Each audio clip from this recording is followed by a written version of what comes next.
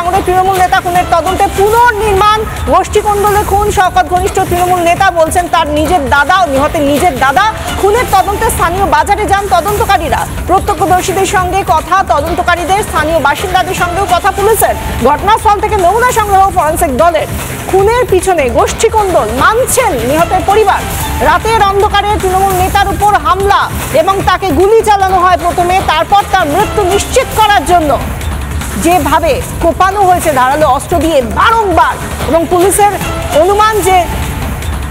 পুলিশের অনুমান তারা জঙ্গলের মধ্যে লুকিয়েছিল এবং তারপর যখন ঘরে ফেরার জন্য বাইকে করে আসছিলেন রাজ্জাক খান, তখন তারা হামলা চালায় তার উপর। কিন্তু প্রথম থেকেই শওকত মোল্লা যখন বলছিলেন আইএসএফ এর বিরুদ্ধে অভিযোগ করছিলেন, সেই সমস্ত অভিযোগ উড়িয়ে দিয়েছেন খোদ নিহত তৃণমূল নেতা রাজ্জাক খানের দাদা। তিনি বলছেন আইএসএফ নয়, এর পেছনে রয়েছে তৃণমূলের গোষ্ঠীদ্বন্দ্ব। শুনুন কি বলছেন তিনি। গ্রামে যারা আইএসএফ করে, আমাদের গ্রামে যারা বিরোধী দল করে, সবাই ওকে ভালোবাসে। কিন্তু আমার ধারণা আইএসএফ এর এটা কাজ না, গোষ্ঠীকন্দলের কাজ।